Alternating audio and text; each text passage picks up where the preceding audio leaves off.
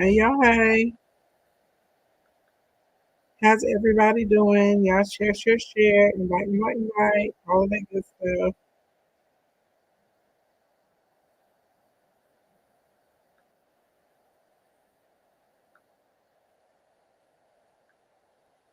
Oh, okay. Hey Tish, hey Jerry, hey Keisha, hey Sandy, hey Puddin'.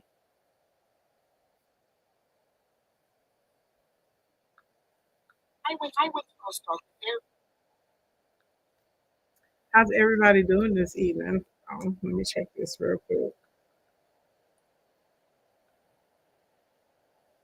Oh, snap. Hold on. I forgot I'm streaming to YouTube. Child. They gonna get me. We can have the music on TikTok. YouTube, we cannot have the music on. I forgot that quick. Lord. To make sure we edit the top of that out. Oh geez. I'm just over here, baby. Really got the music going. Didn't even think about it. I was like, oh no. You said you pulled up. Oh, we can pop the box up if anybody wants to come up as well. So we've been needing to have this community conversation for a while. And I was actually speaking with one of my friends, and I was like, you know what? I was like, we really, really need to talk about this because I hear so many women. Now, let me be clear. She's, baby, tons of men want to date her. She is the she's the person with the commitment folk. And if y'all know anybody that needs to come in, you know what I mean? Y'all know what to do. Share, invite. So we're gonna do some general rules just when it comes to dating and when it comes to love and relationships. You say you have a first date tomorrow. Pray for you. Oh, I'm sure it's going to be wonderful, Terry. I'm sure it's going to be wonderful. Like, don't put pressure on yourself. Just like enjoy the date. You know what I'm saying? Just enjoy the date. And that's all you have to do. Hey, Holden. So I'm gonna give you guys some general rules that you can use to elevate your dating life and meet good quality men, right?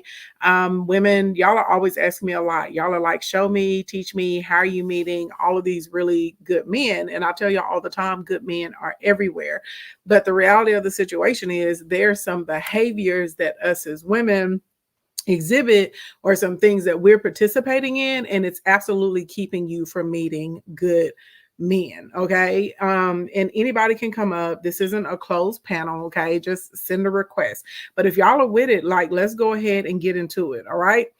Rule number one, numero uno. And let me be clear, I know that there are exceptions to every rule. I know someone's going to debate me about this, but absolutely, positively, no smecks and no kissing on your first date. None. None of that. Absolutely not. 100% we are not doing that. And if you're on a first date and someone is trying to pressure you to be physical with them, I'm telling you right now, that's not the man or woman for you. At the end of the day, whenever someone's really, really interested in you, not to say that there, of course, there's some level of physical attraction, right? And we're adults. And so eventually you do want to get to the physical intimacy, but someone that is really interested in getting to know you, the physical intimacy is not what they're leading with, is not the first thing on their mind. They have developed some actual interest in you. And I don't know how many women need to hear this that keep failing the same test over and over and over and over and over again. That for some reason, as adult women, y'all feel like if you don't cave in into this physical pressure, that this man isn't going to be interested in you. Well, guess what? I want you to think about all of the men that you slept with in the past and they still ghosted you. All the men you slept with in the past, they still didn't take you out. Hey, Braylon, all the men that you slept with in the past, and they still never called you back. All the men that you slept with in the past, and they wouldn't even take you out for a chicken dinner. So realistically, first date rule, and I know there's an exception to every rule. I know it's somebody in here right now floating around in the stratosphere and they're like, oh, I slept with such and such on the first night and we ended up being married, blah, blah, blah, blah, blah.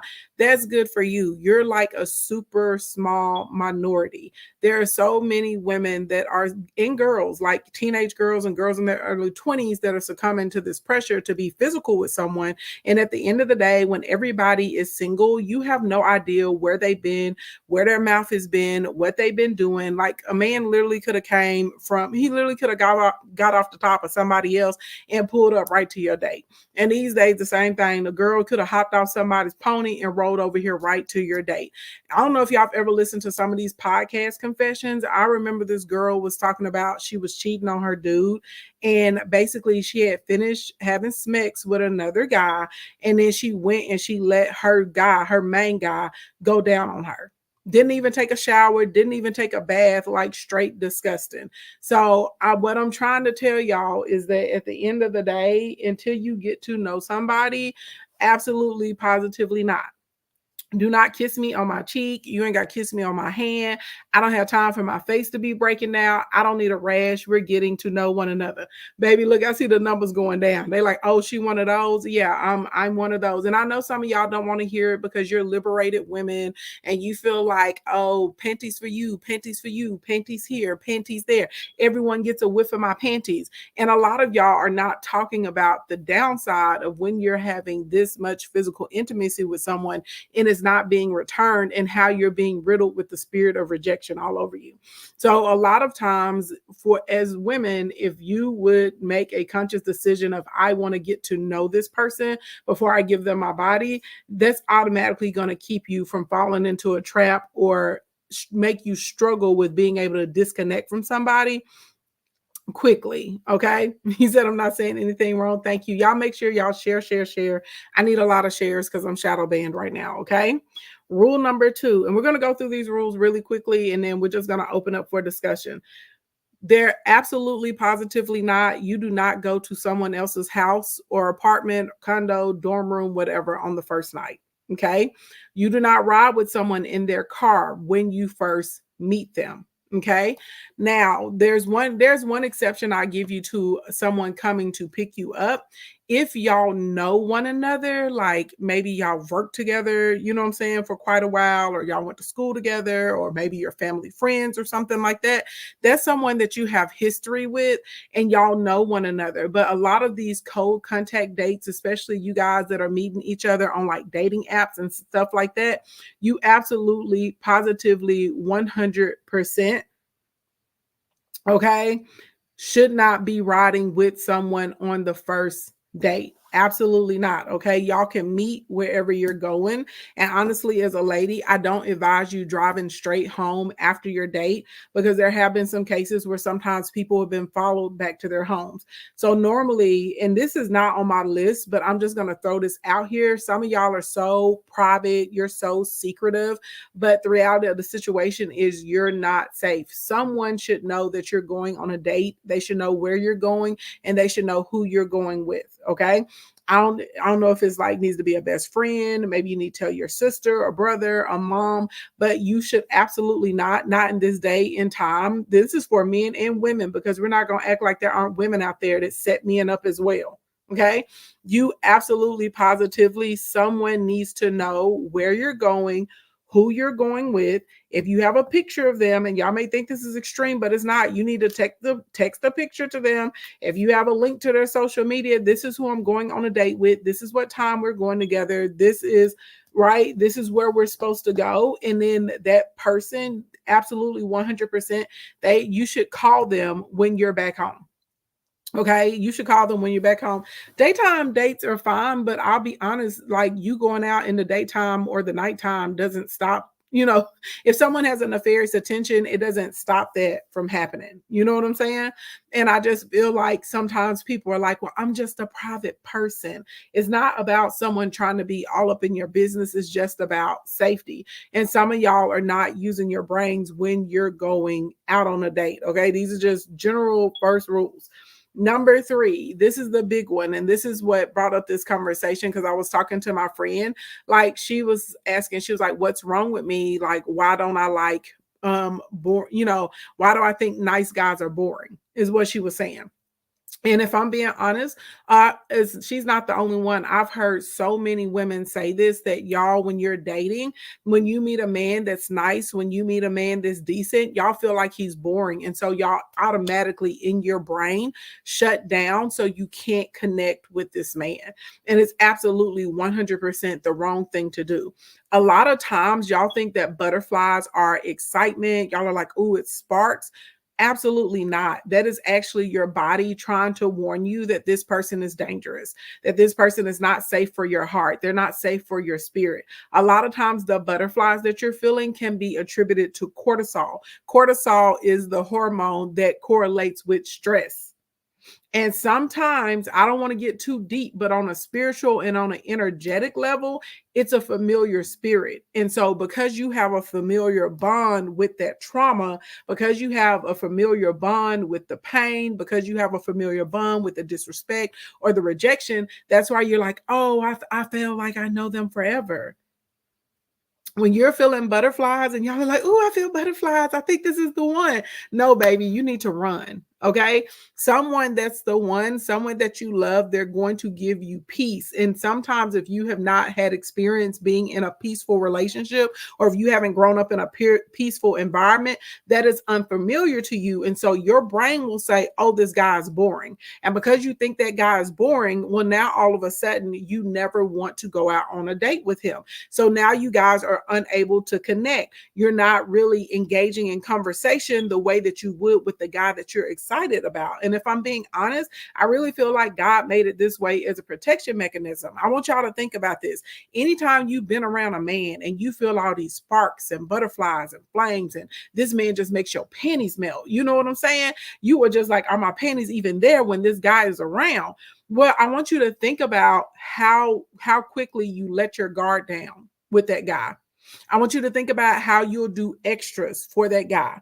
I want you to think about, as a woman, how you will change your plans and sometimes like lose yourself in trying to get this guy to actually like you, because it's firing off so many chemicals. And if you mess around and sleep with him, now you're flooded with oxytocin, and you can't really think properly, and you can't really vet this guy to see if he's really a good man for you, or even if he's a guy that would end up being a good father to your children.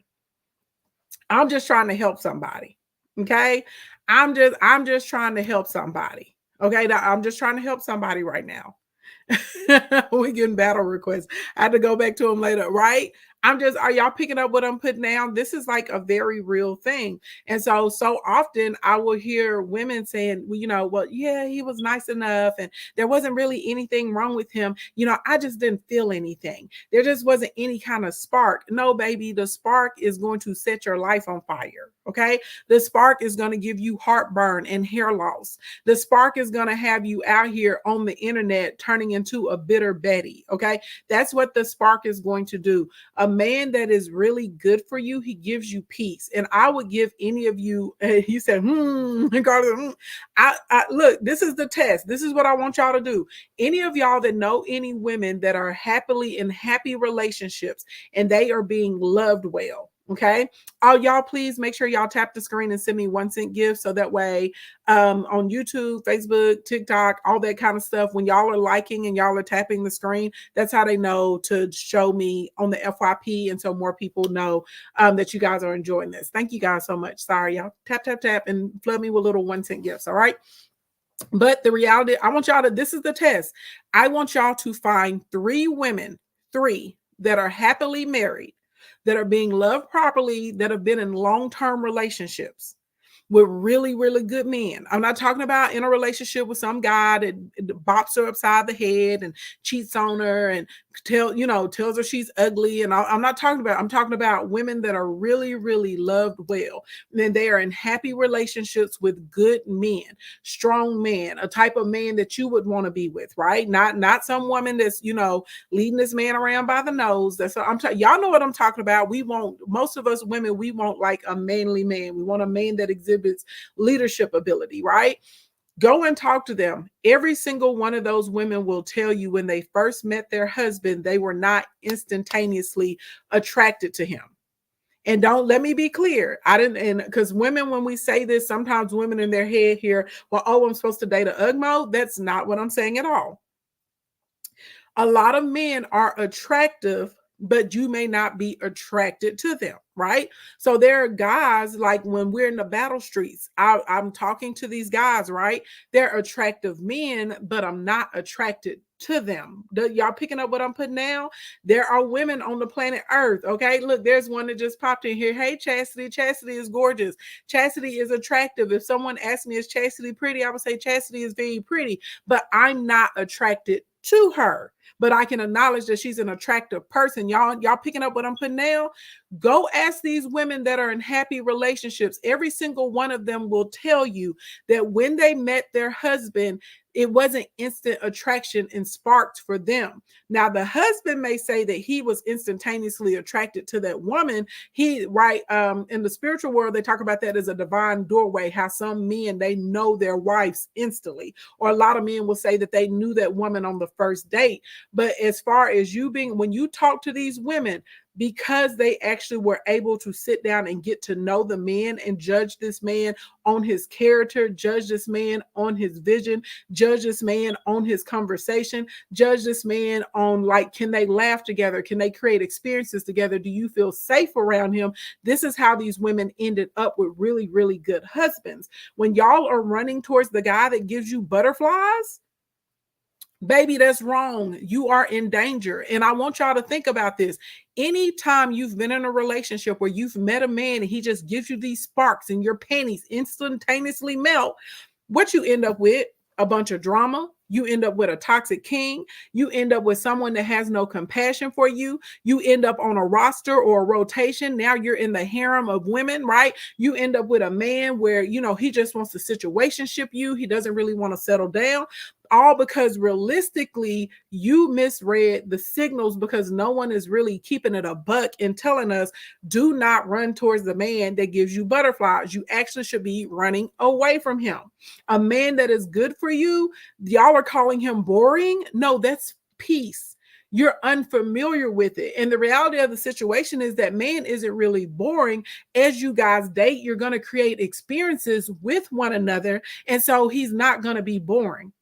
You have to make sure that you're not shutting your mind down to getting to know solid men. This come a lot of times. I tell y'all wouldn't know a good man if he came and farted in your face.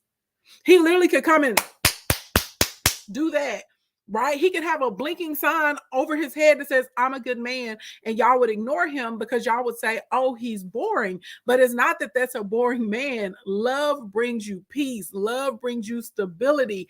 Those type of men, they are not with a bunch of shenanigans or frou-la-la, and they don't have any intentions to hurt you. Okay, they're not trying to game you. They're not trying to play in your face. So therefore, they have a very calming energy, or they have a very stoic energy, right? You may feel safe, right, with them. It's not going to be, oh, I feel butterflies and sparks and desires. And when we kiss, you know, my hair was electrocuted. That doesn't come.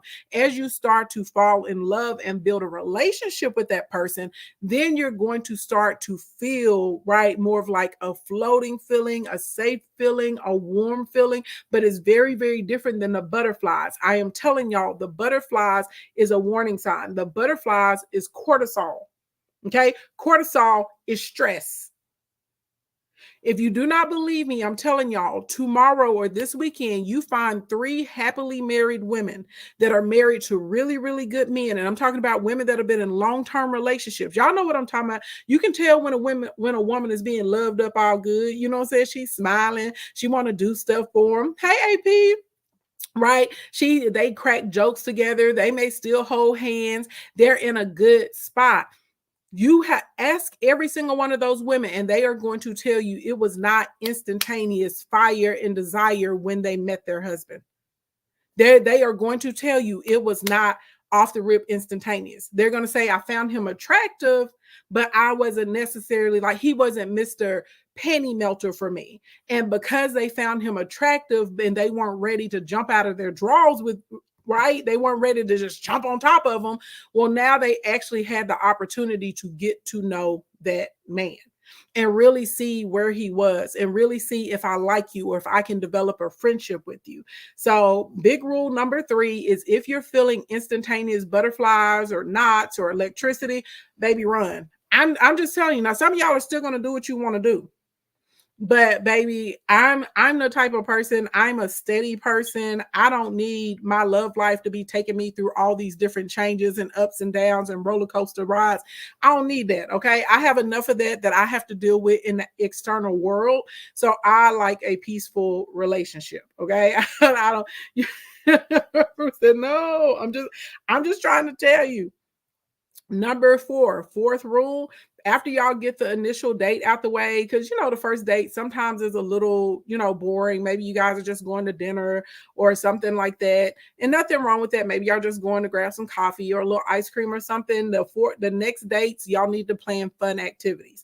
And again, this is for my girls that whenever you meet good guys, you feel like good guys are boring. I'm telling you, they're not boring. You guys just haven't created experiences with one another yet. So you have your own memories. So plan some fun activities. I'm just going to give y'all a couple of ideas. Do with them with what you want to, okay? Maybe doing a wine tasting could be a fun date. Maybe going to an escape rooms. Escape rooms are really, really fun because you get to see how the other person thinks and how you guys kind of communicate under stress and pressure and the time clock and all of that. Maybe you guys, so we have a lot of farms here. I live in Arkansas. And so during this time of year, you can go and pick like berries, peaches, plums. You can go pick like cucumbers and stuff. So that's fun to actually, it's really cool. You go, you pay like $5. They give you like a wagon and stuff and you get your little buckets and you can pick your apples and all that kind of stuff. Jessica said, y'all listen to this woman. She's speaking nothing but facts. I promise you it's real. Thank you. If y'all are physical people, like I like to hike and stuff, y'all may want to go to like we have like a lot of centers where you can go where they have like indoor rock climbing. They have like zip lining. They have like laser tag, you know what I mean? Bumper cars, all those sorts of types of things. You said the issue is people are not themselves until they can't pretend anymore. That's not true. That's not true. That gets into your core belief.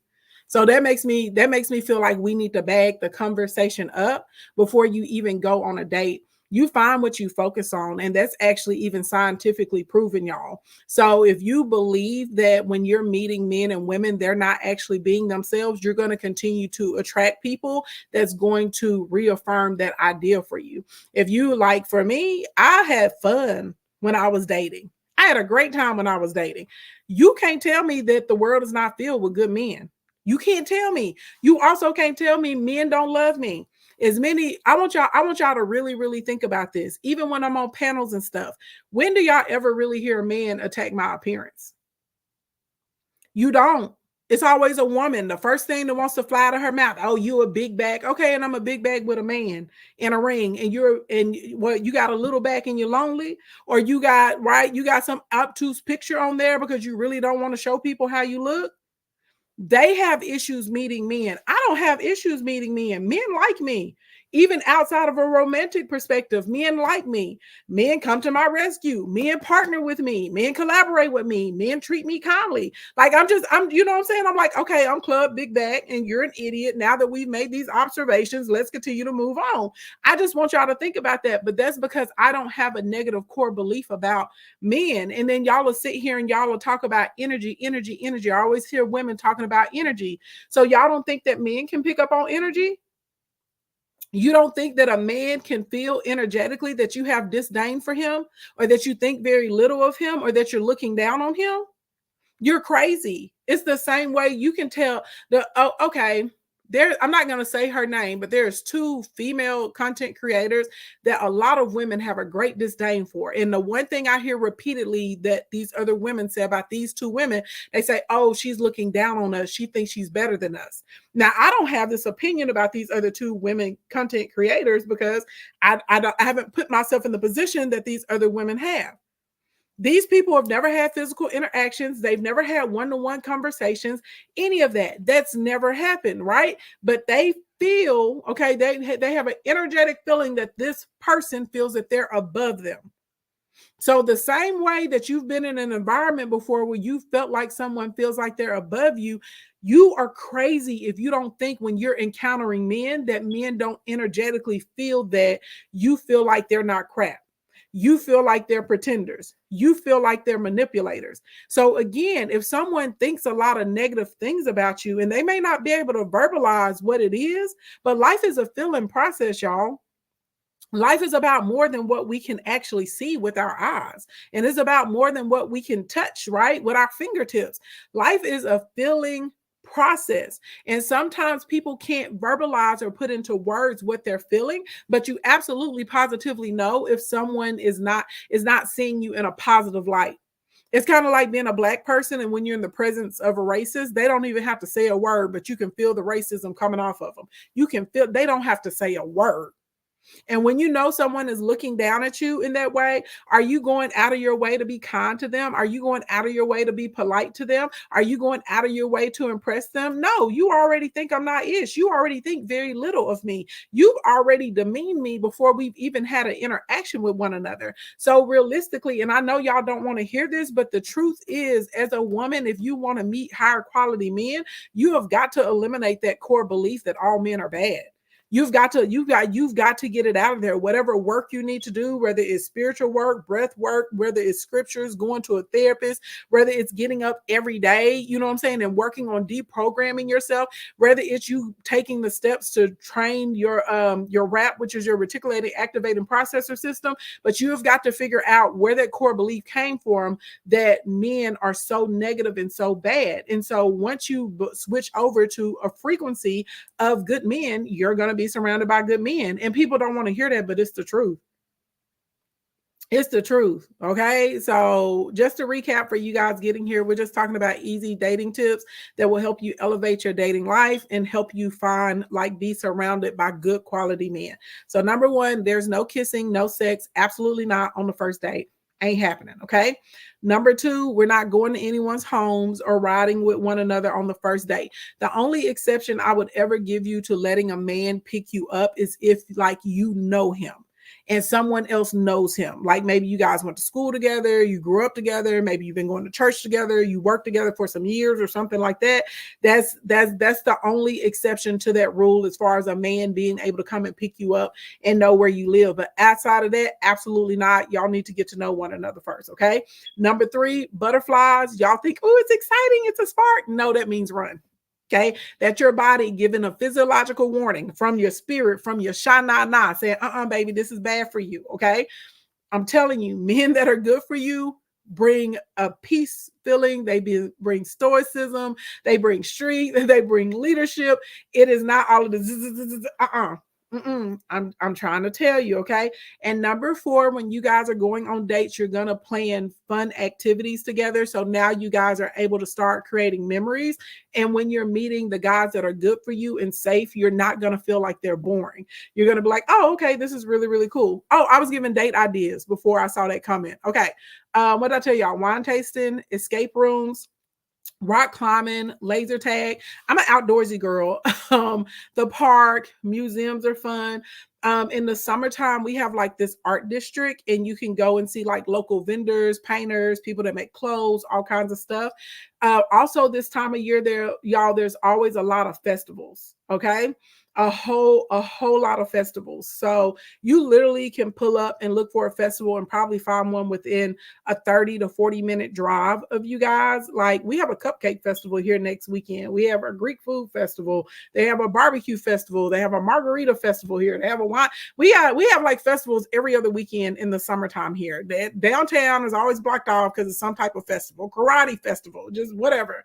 Okay. We have movies in the park, and we have jazz in the park, where local musicians and bands come and they play and do jam sessions and stuff, and people bring out their chairs. That's always like a fun time. Also, y'all, a lot of the like gaming places, like the Dave and Buster's and the private gaming companies and stuff, they have adult only nights.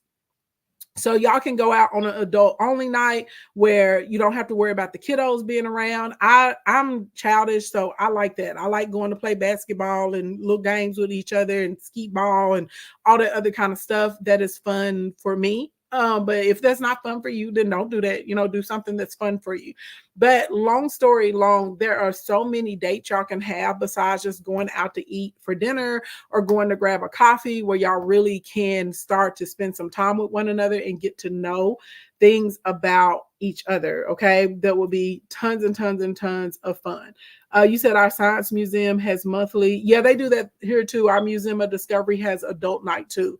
So literally a quick Google search will help you come up with some fun date ideas if you can't think of anything outside of dinners and movies. Also, dance classes. Dance classes are very romantic. Okay. They are very sexy, especially if you're learning how to bachata, if you're learning salsa, and if you're learning merengue.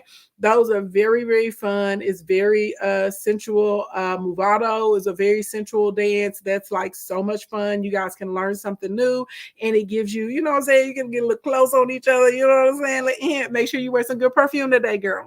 Put your little body oil on, your little here, you know what I'm saying? Smell real good. You also can take cooking classes if you guys like want to learn how to cook maybe different ethnic foods or something like that. Like maybe y'all like sushi. So instead of going to a sushi restaurant, you want to go to a sushi class together. So I'm just trying to give y'all some ideas, because a lot of people, they are like, well, what do you do besides dinner and a movie on your first few dates? And there are tons of things that you can do on your first few dates that are so much fun, and you guys they're gonna create a way for y'all to have conversation and something for y'all to have conversation about. The tap goal for tonight, let's do 100K on the tap goal. 100K on tap goal. You said William and Sonoma does have cooking classes. You can Google cooking classes. We have a couple of little cutesy restaurants here, and they do cooking classes like on the weekends and stuff like that. And you can look up and it'll show you the menu and what you're cooking. And it's really dope because you get to meet other people while you're at the cooking classes. So anyway, long story long, you guys should pick fun activities on your dates. Okay. Now, if you're in here, nobody gets to say anymore that they don't know what to do. And I'm going to just throw this in here as a caveat for some of you ladies that feel like the man has to plan the date. It's okay if the guy asks you what you like to do. Okay. It's okay. Like, that's not a bad thing. Don't count a guy out if you guys are good. If he says, I would like to take you out, and you're like, okay, and he's like, well, what would you like to do? I've seen some women, they're like, well, he's not planning, I have to do the work, blah blah blah blah blah. He may not be good at planning. Okay, it's nice if a guy, thank you, I pray. Thank you, Glorious Locks. Thank you, Rose. It's really, really nice, y'all, if a man takes interest in you and he wants to do something that you're interested in. All men aren't planners. And keep in mind, you're like, no one's 100%. You as a woman, you're not 100%. So you may have to give and take. So there may be one guy, he plans a super amazing date. Then there may be another guy, maybe he's not great at planning, but maybe he's really thoughtful and super attentive. You know what I'm saying? Like, you gotta pick and choose. You said it's wise to ask. I mean, why not? You want to do something the other person likes. Exactly. I take that as a sign of consideration. If a man asks me, like, where would I like to go, or what would I like to do? Now, some men are going to be more specific. They'll say, hey, let's get something to eat. That's a very common first date. And then they may ask you, where would you like to eat? My response to that, I ain't said I'll be yourself, but my response to that, I normally ask them, what do they like to eat? If they ask me where I want to go, well, what do you like to eat? And they'll tell me they like steak, or they like this, or they like fish, or whatever it is. Oh, okay. Well, then I'll pick a place that I like to go that has something that I know that he will like, if that makes sense. So that's, that's neither here nor there, but that doesn't, I see women cutting off like potentially good guys for stupid reasons. Like, he asked her to pick the restaurant. Like, that's not that big of a deal. He's taking you, he's paying for it. You guys are getting to know one another. I just take that as the man just wants to be considerate, because you guys got to remember, y'all are dating. You're getting to know one another. Now, there are some guys that I dated in the past, and they picked the restaurant. They made the reservation. You show up at this time. You need to be in Cocktail Tower. There's roses and all this other kind of stuff, and that's cool. But you said, wait, you said you just came with the new school rules, baby. I came with the new school rules either. I don't know who's putting this out here to the public, but I've seen several women say, oh, if I have to pick the place, I don't want to go. He's lazy, he's not making effort. And I'm like, no, he doesn't know you yet, and he wants to make sure you're going somewhere where you're going to enjoy, the atmosphere or what there is to eat there. Everything is about your perception, and if you have a negative mindset, then you're going to see that as a negative thing. That's just the reality of the situation. Okay. Number 5, I always get pushback about this. Again, it is your life. You do what you want to do, but I believe in multi dating. Okay. I didn't say multi sexing. I said multi-dating. Okay. Dating does not mean that we're out here, you get a sniff, you get a whiff, you get some, that's not what that means. Now, the reason I believe in multi-dating, because number 1, you're going to naturally have an inclination over who, you find that you have an affinity for. Okay. Number 2, this is going to keep you from putting unnecessary pressure on a man. Some of you guys that are singular daters, if y'all have one good first date, now y'all are planning children with this man. Y'all are trying to figure out his mama's birthday so you can get her a gift. Y'all want to know what his favorite color is. Y'all showing up outside of the house with a basket of muffins. You're just coming on too strong. And then you start getting agitated because he doesn't text you back soon enough. It's not that he doesn't text you back, but he doesn't do it right away. You know what I'm saying? He can't call you 20 times a day. Why? Because the man is working an actual job like during the day. It starts getting very, very intense, and y'all are putting too much pressure sometimes on this one man. But if you are dating 2 or 3 different guys, then you are not going to be putting all of this unnecessary pressure on the one, and you will figure out who you like, who you have a natural affinity for. Also, I'm not going to lie to you guys. When I was out here dating, men like the healthy amount of competition. They like it. Now, I'm not calling them saying, yeah, I'm dating other guys. That's not what I'm doing. But I automatically assume if I'm single, he's single. I automatically assume he's dating other women. So, that's that. And if he asks me, well, are you seeing anyone else? Yeah, I am. Well, I don't like it. If I don't like it, I should be the only person you're dating. Well, we're not in a relationship. So once we if we decide that we're going to be in a relationship, at that point, I will let my other suitors go. And if he has a problem with it, drop him, baby. Move on. Period. Okay, that's just the way it goes. When Corey, well, first of all, he didn't ask me. He told me we were in. He told me we were in a relationship. He didn't ask me. He just told me. He's like, we're together, right? And y'all know my story. I've told y'all I had to ask for clarification several different ways to make sure that we were on the same page. But at that point, I told him, I said, give me 48 hours. And he looked at me and he said, that's fair. He said, I have a couple of people I need to call too. Bet. Okay. I sent out my little text messages. I made my little calls, basically told these pip, like, hey, player, you see me in the street, keep walking. I don't know you no more. I will not be sure. As a matter of fact, I had 2 dates the following Friday. He told me we were in a relationship on a Wednesday night. I already had 2 dates scheduled for that Friday, and I had to call those men and be like, nah, like, I ain't coming. Don't call me no more. Don't text me no more. Take me out your phone. Baby, I'd have found somebody. I think we're going to be happy together, and I don't need you trying to interrupt my happiness. But I don't care what you was about to do. I don't care. When we announced that we were together, y'all, there were so many men that came out the woodwork. I was trying to wife you up. I've always had a crush on you. What was wrong with me? Blah, blah, blah, blah, blah, blah, blah. Baby, you weren't the one. Okay. But in the meantime, I absolutely positively enjoyed being single and dating different men and getting to know different people and learning things about myself. And I'm a huge advocate of women multi-dating. I think it's a huge mistake as a woman that when you meet somebody that there could be potential for, that all of a sudden you shut yourself off to all other available men. You don't know if that's the one yet, especially once you've hit the age of 30. You're not an old hen, but you're not a spring chicken anymore. Okay? You're in between. And remember, I said dating, not smexing. Okay? We're dating, like actually getting to know one another. Okay? Oh, yeah, baby, get to stepping. Okay? Yeah, baby, get to stepping. Pop, pop, pop, pop. Okay, let's go. And I feel like as a woman, you should automatically assume that a single man, if you guys are not in a relationship with one another, I honestly feel like you should automatically assume that he's dating other women. And if I'm going to be cool, it's none of your business what he's doing with those other women because you guys are not in a relationship. You spend your time with him being worried about yourself.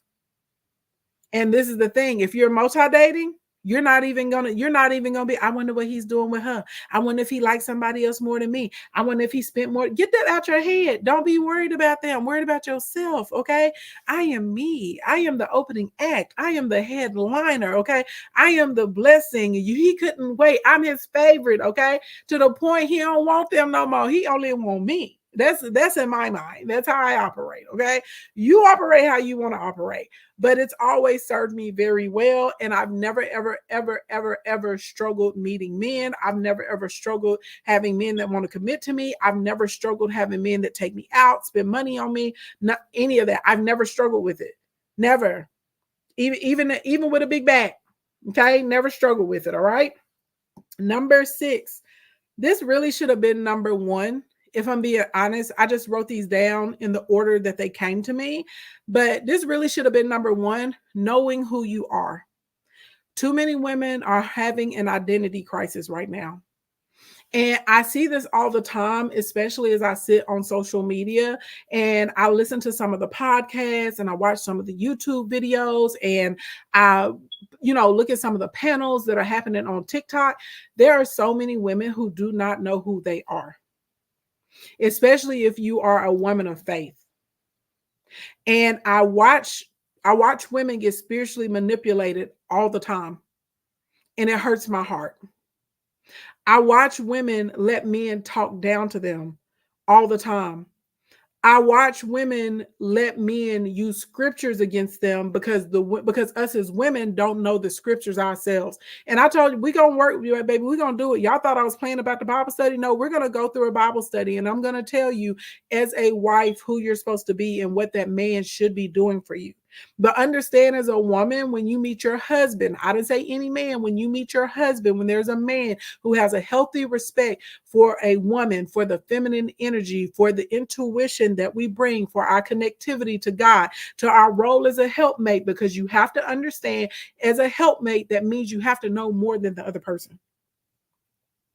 I'm talking about men that recognize the energy that God has put inside of women, the beauty that they have put there. This is not a man that's going to be talking about what do you bring to the table? Who are you? This is not a man that's going to be dumb enough to say that men don't need women. This is not that type of man.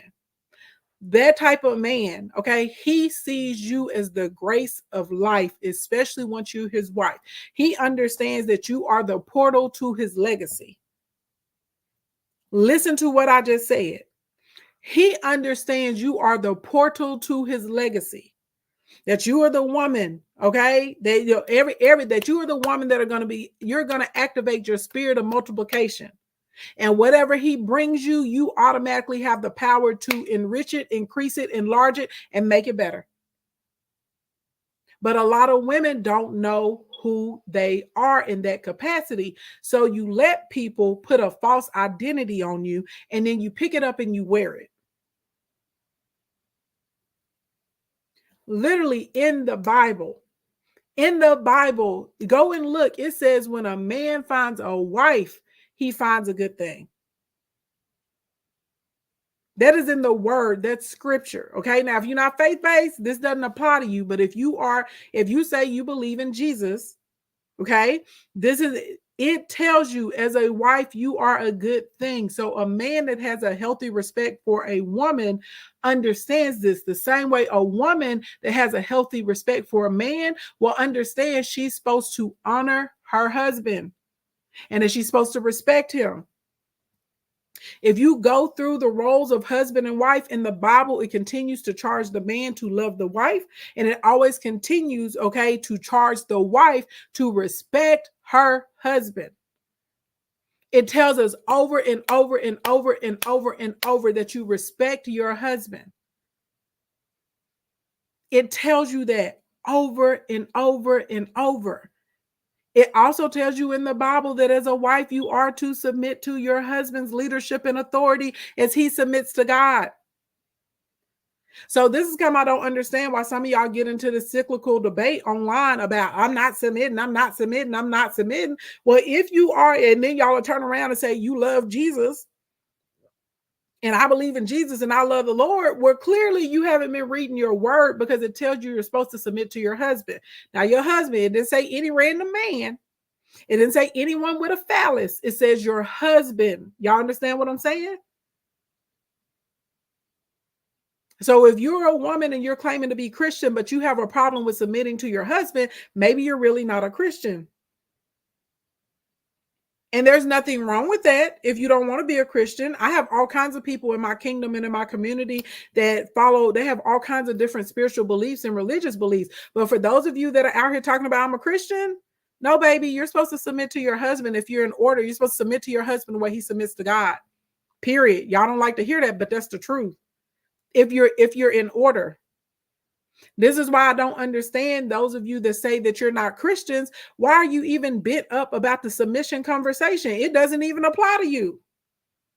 Well, I'm not gonna say because Muslim people have the same order. If you let me clarify. Let me correct what I just said. If you have a spiritual belief and your spiritual belief does not teach you about the order of a household, because there are several spiritual beliefs that talk about the order, and it's God, husband, wife. It talks about the order, children. If you don't have a spiritual belief that aligns with that, why are you having arguments about submission if you're a non-believer? Because it doesn't apply to you anyway. You natural. You just go out there and do what you feel like doing. But for those of us that have a spiritual belief, and our spiritual belief says that in order to maintain order in our households the way they're supposed to work, yeah, you should be submitting to a man. So this means you have to look at the leadership ability of that man. And you're not going to be able to gauge the leadership ability of that man if you jumped into bed with him in 3 to 5 business days. I said what I said. This is why my rule number 1 was no sex on the first date. There's no physical, no sex, no kissing. That's not going on the first dates. We're not huffing, we're not puffing, we're not hunching on each other. That does not happen on the first date, because you need to be able to get to know this man. And I know that turned a lot of y'all off. When I said no sex on the first date, the numbers dropped in half. Y'all saw that, right? Y'all saw that. My numbers went boop, dropped down instantly because they didn't want to hear that. But this is the truth. But this is why I've also always been able to meet good quality men. This is why I've never had a problem meeting men that took me seriously. This is why I've never had a problem meeting men that wanted to be kind to me, considerate to me, men that wanted to show like, hey, I'm a good candidate for a husband. It's because of the way that I carry myself. That's the reality of the situation. And so the big issue is a lot of women, y'all don't know who you are. Okay, one day you want to be a city girl, then the next day you want to be a scammer, then you want to be a church girl on Wednesday, then Thursday you want to be busting it wide open. Okay, you want to do the Meg the Stallion challenge. Then Friday you want to be the educated schoolgirl. Then Friday you want to be the boss babe. You see what I'm saying? Y'all are in an identity crisis. You have to figure out who you really are before you can figure out what type of man, right, that you're going to attract.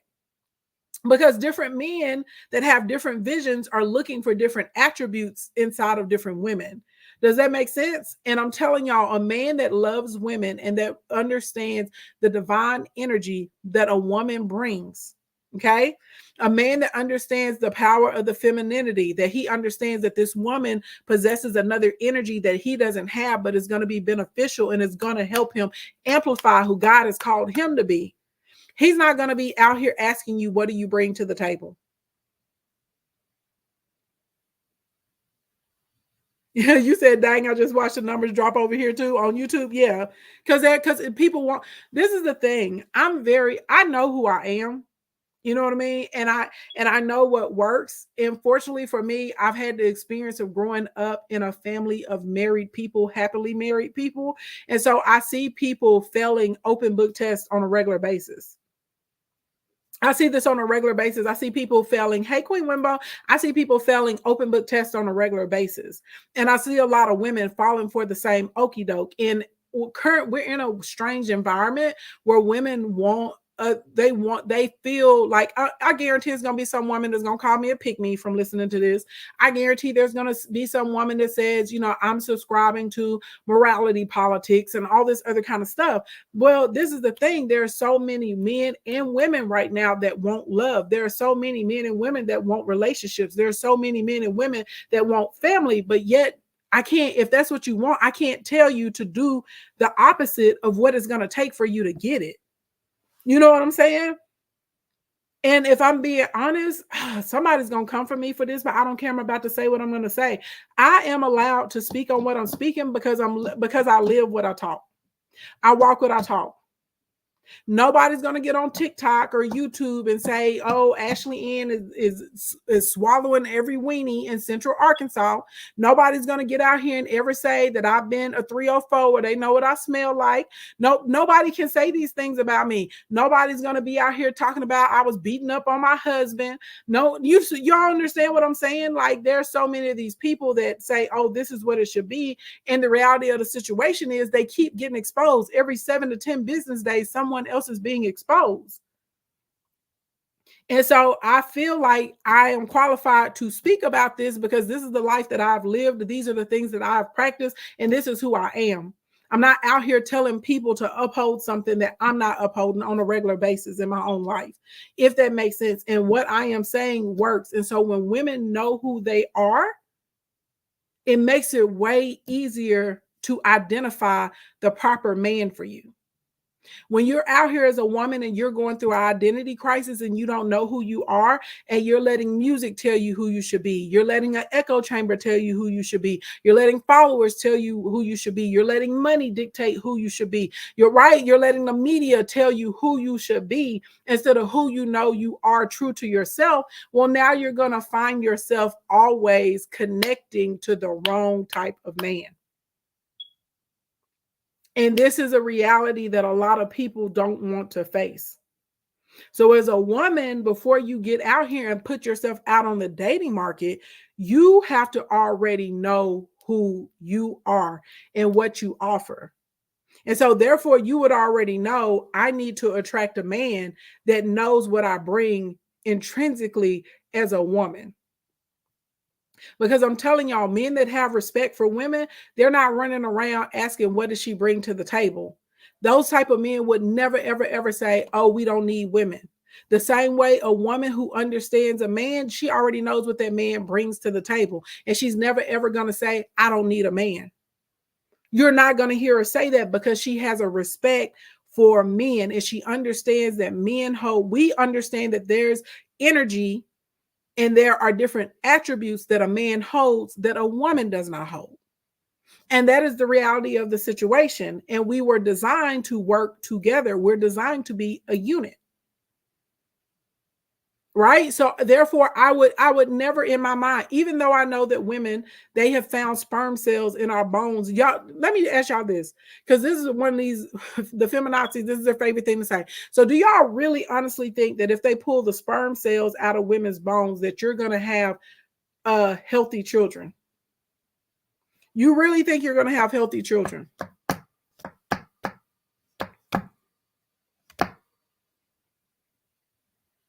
You're not. You're not. You're not. So we make eggs, men have sperm, they get together, we create people. There's a certain sternness that men have that most women are not able to tap into. There is a certain level of sternness, y'all, that men have that women are not able to tap into. And it's needed to balance out households and to balance out families and to balance out children and to stop specific situations. And there's a certain amount of sweetness and nurturing that women have that they're not able to tap into. And they need that so we can heal them, so we can cover them, right? When they go outside and they have to deal with the brutality of the world. Because as a man, they can't show their softness in the world because the world will see it as a weakness. But they absolutely can come home to their woman and they can let that ish out and we can pour back into them. There's a certain level of intuition that women have that men do not have. And they've even done research on this scientifically. There's a certain amount of intuition, of spiritual connection that women have, and we have more of it than men. And so your wife can see things that you can't see. Your wife can understand things that you can't understand. Your wife may get those dreams and visions that the husband may not get. Your wife can give you another perspective. She can help you see things from a holistic perspective. When he want to be the bull and break everything in the china shop, the wife can calm down and say, hey, baby, it ain't time to bring the bull out yet. Let's do this, and that's going to get you where you want to go. You can't show them your muscle yet because they're going to see you as a threat. It's not time to let them know what it's about. Y'all have to understand we are different. There's nothing wrong. Okay. We don't have to be the same. And so realistically, when you are a woman, you will understand that there's a certain grace, a certain energy, okay, a certain smell, this power of multiplication. You have a womb. That means you have the ability to grow things. Men do not have a womb. We literally are walking incubators. And I don't mean that in a disrespectful way. There's not a man in here that can bring life into the planet Earth, okay? And there's not a woman in here that produces sperm. This is the reality of the situation. So as a woman, when you understand who you are going to stop dealing, okay, with certain types of men. Which brings me to number 7. You're going to disengage with toxic men. And I'm not talking about just in a romantic capacity. All the way around. So I thought this was really interesting. A couple of days, somebody popped into one of my live streams and they asked me why they hadn't seen me in a particular platform. I don't like the way the men conduct themselves over there. I don't like the way I heard the men talk to women over there. Right? There's one thing if a man's yelling, I'm a leader, I'm a leader, I'm a leader, I'm a leader. Okay, well, check this out, y'all, because I've been in the leadership role several times. Leaders have the onus of oration. That means as a leader, if I'm communicating something to my group, the responsibility is on me. Just because I'm the leader doesn't mean I get to talk down to you. Just because I'm the leader doesn't mean I get to disrespect you. Just because I'm the leader doesn't mean I get to demean you. Just because I'm the leader doesn't mean I get to overwork you. Just because I'm the leader doesn't mean that there aren't times that I should praise and elevate you. Just because I'm the leader doesn't mean that I'm one tempo all the time. As the leader, I have to know when to raise it up, when to turn it down, when to sit still, when to go in the corner, when to pull somebody else in, when to delegate, when to do it myself.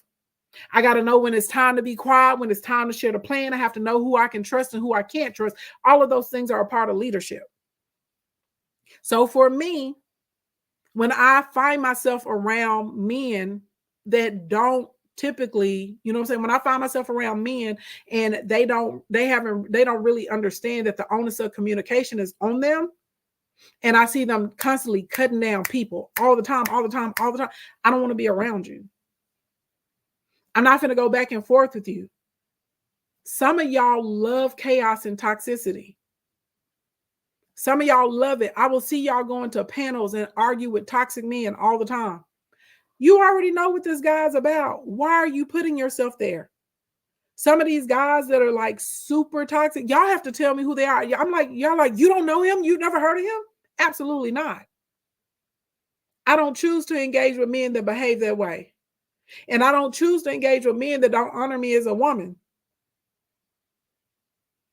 I don't choose to be around men that don't see me as a vessel of life, honey. I don't choose to be around men that don't see me as grace of life. I don't choose to be around men that don't recognize that God created me as a woman, so therefore I'm not the same as him.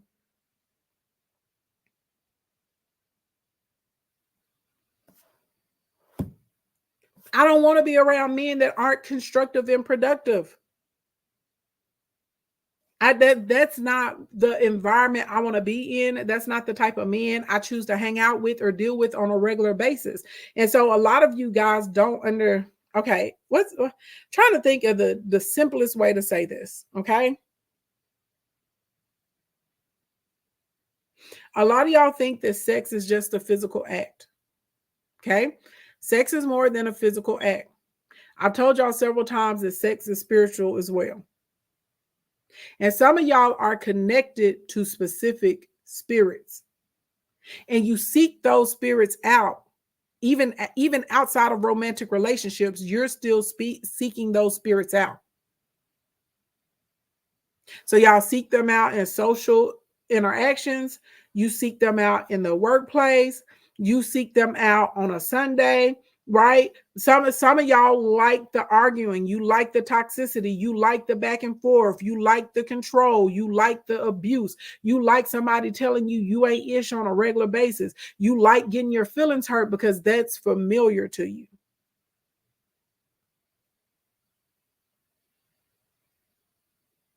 People that come out of healthy environments and healthy relationships, that repels us.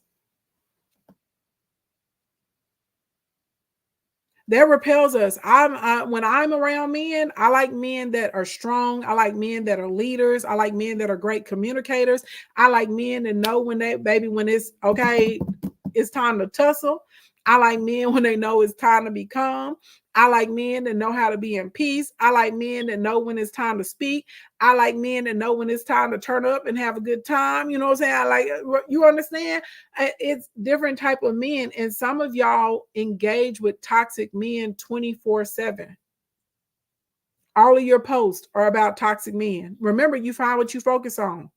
Y'all are going in these rooms and these panels and arguing and going back and forth with these dudes all the time. For what? Do y'all not understand that you as a woman have created the excitement and brought them the attention? And if you as a woman were not there, that there would be no excitement or attention for them, therefore they would have no audience? But again, this goes back to what I said. Number 6, as a woman, most women don't understand who they are and that there's a very specific type of power that we have. It may not be physical power, right? Because we're not physically stronger than them. But when it comes for energetic and on an emotional side, oh yeah, we're definitely stronger. And so a lot of women forget that we're interesting. I want y'all to think about some of the very like super popular toxic male shows. If there were not women going there to get embarrassed, if there were not women going there to get demeaned, if there were not women there going there to get drugged, if there were not women there to argue back and forth, and I watch them, they intentionally pull up women and they know that these women are not going to have the academia, that these women are not going to have the vocabulary, and that these women are going to struggle being able to put their thoughts together. I watch the type of women that they bring up and that they engage with, right, to try and reaffirm their vantage point about women. And then sometimes I've been in other rooms and like I've been invited up on the panel and these same guys will immediately leave. It's a couple of them that'll sit there and they're trying to go back and forth with me and they can't. And it's a couple times if one of them will try to disrespect me, say something crazy to me, get loud with me, call me out of their name, and all of the other men was boom all over them like that. I didn't have to say, is a man gonna say something for me? No, the men automatically stood up and defended me. They automatically did, and that has everything to do with the way that I carry myself. And so I'm telling some of you ladies, okay, and I'm not saying, let me be clear before someone tries to twist my words. I'm not saying that there's not a 1 to 3% of low subset of society. Okay, there absolutely is. There are some men, they are just deranged, they are unhinged, they are out of control. Okay, they're disgusting. But guess what? There are also some women that are unhinged, deranged, disgusting, psychotic. Okay, it's male and female, it's not gender specific. But the majority, okay, I'm not talking about the minority, the majority of men, okay, that like women, the majority of men that like women, let me be clear, I said it again, men that like women, not men that hate their mothers. And so they're out here taking it out on the internet all over everybody. Because let me back it up. If we go to the rules and if you know who you are you really even going to be attracted to a man that does not like women? You're not. You're not going to be dealing with them. Y'all see how all of this works? If you are always consuming the toxic energy and you want to be in that, you are going to find that you're going to constantly date very toxic men.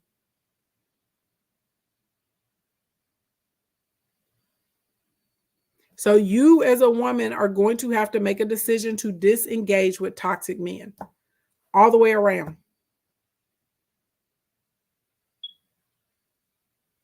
That means you're not going to be consuming it either on your social media. Because some of y'all really have to work to change the negative core belief that you have when it comes to the opposite sex. Number 8, throw away the 90-day rule. People are always very surprised when they hear me say this. The 90-day rule, baby, is silly. It's silly. And I know some of y'all are very surprised when I say this, especially because you're like, well, you said no sex on the first date. And Ashley, weren't you celibate for 5 years? I was.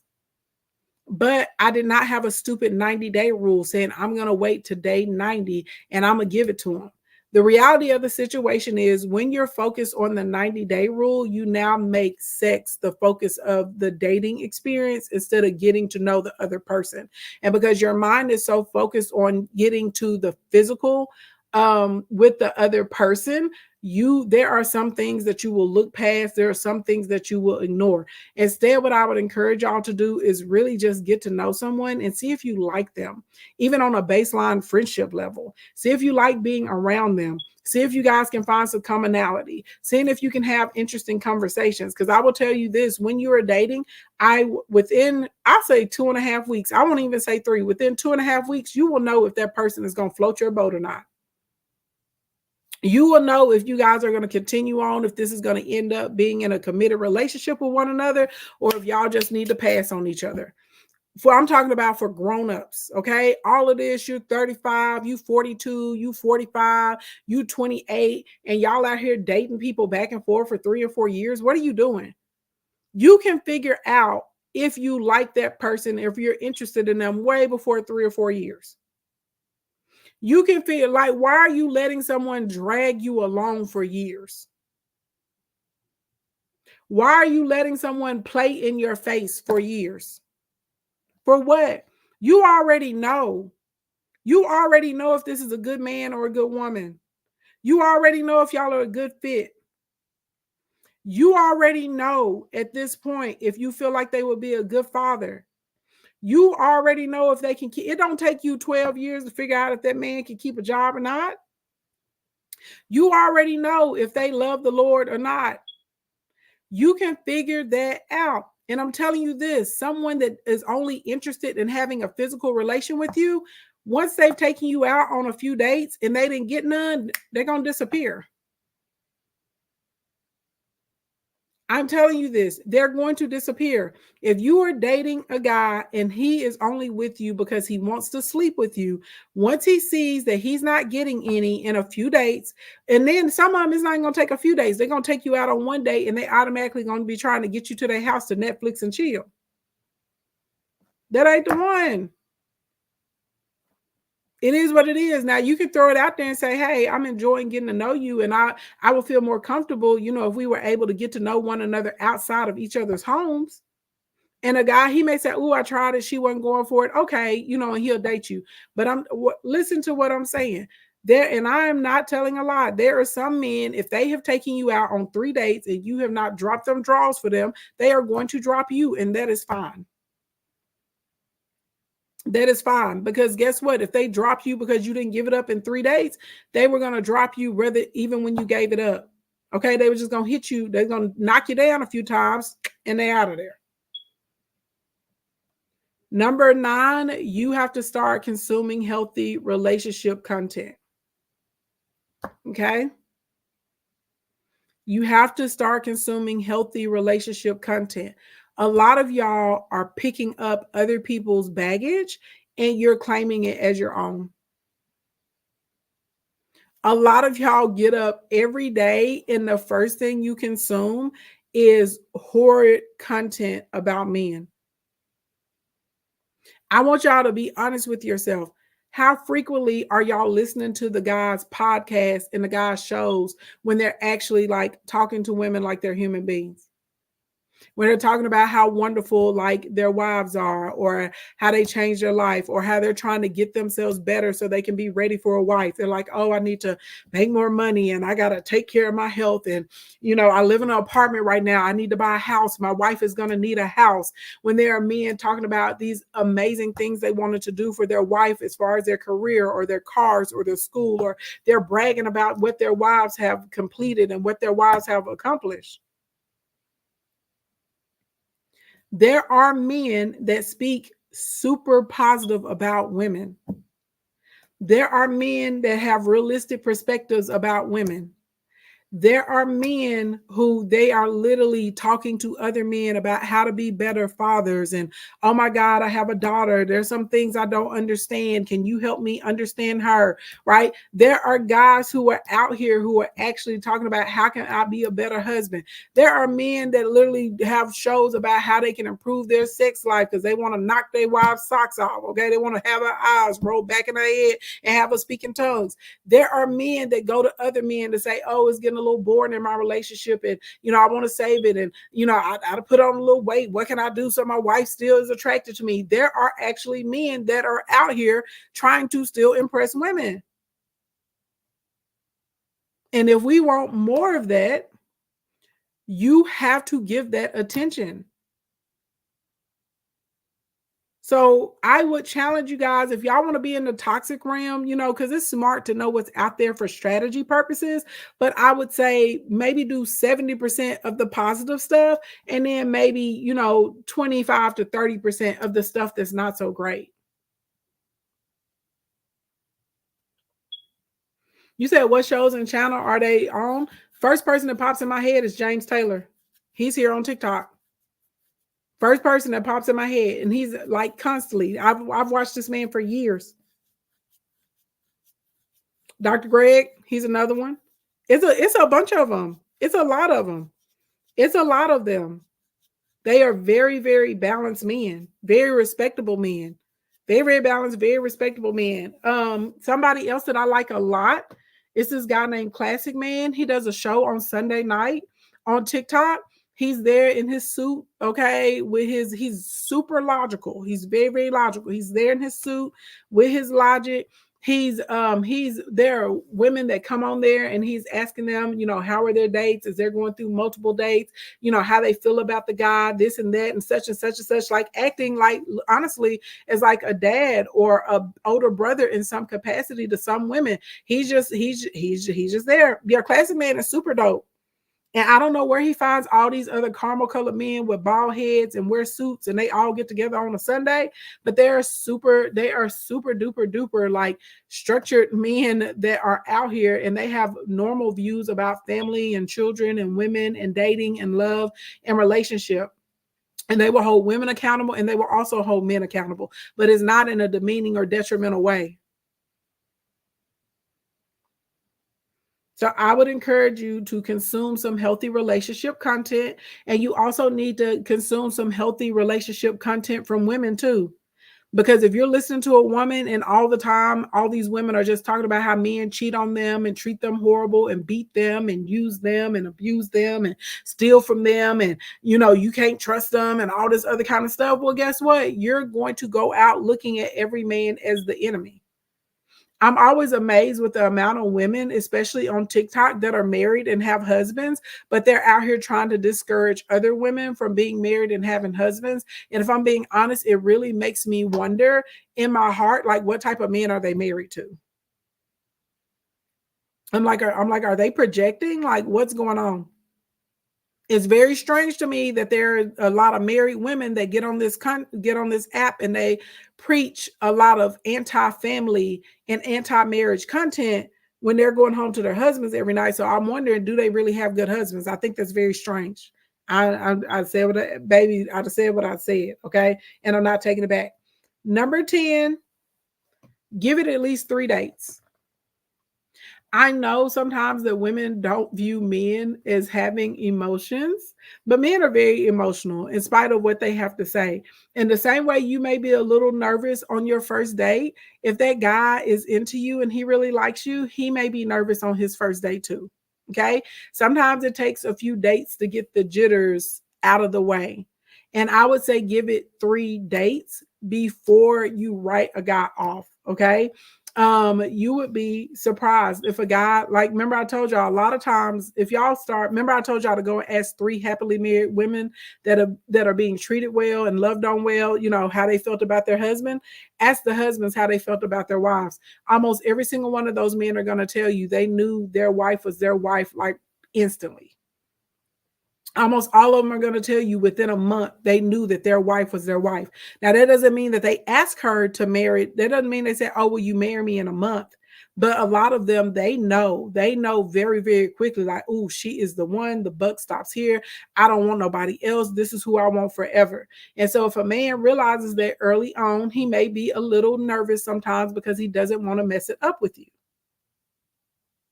So I would honestly say give it at least 3 dates. And remember, if we back it up to the beginning rules, when I was saying plan some fun dates, give it a few dates to see if you guys actually have some compatibility and if you like one another. And just understand that he may be a little nervous too on his first couple of dates if he really likes you. Okay. I know we think that men are emotionalists and they don't care. No, that men absolutely care. There are men that will wonder, like, "Ooh, am I calling her too much? Am I texting her too much? I don't want to come on too strong and run her off. Well, I don't want her to think I'm disinterested." I'm telling you, men have some of these same thoughts and conversations in their minds that we do. All right. Number 11, as a woman, you do not bring up sex.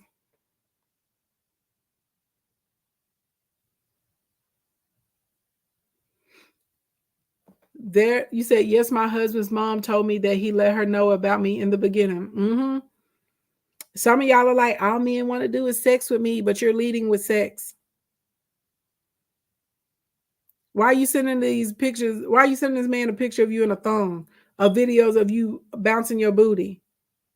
Why are you over here asking him how long he can go in his libido and what you like to do? You don't, like, some of y'all, I don't understand. Y'all will sit here and say that men are only using you for your bodies, but literally you're leading with your body, is all, as if that's all you have to offer. And if you bring it up, okay, they're gonna go with it and they're gonna assume, "Oh, you want to smash." And if they bring it up, you can politely change the conversation to something else. Don't be making all these little lewd and lascivious innuendos either. You said my hubby told my son he knew the first few dates. Yeah, I'm telling you, my son know pretty early. So y'all stop bringing up sex, okay? Stop having little conversations about sex, sex, sex, sex, sex, sex, sex. Y'all, I'm telling you, men that like you, they're going to talk to you about things other than sex. And let me be clear, they're attracted to you. Of course, they want to sleep with you, okay? But that shouldn't be the only conversation.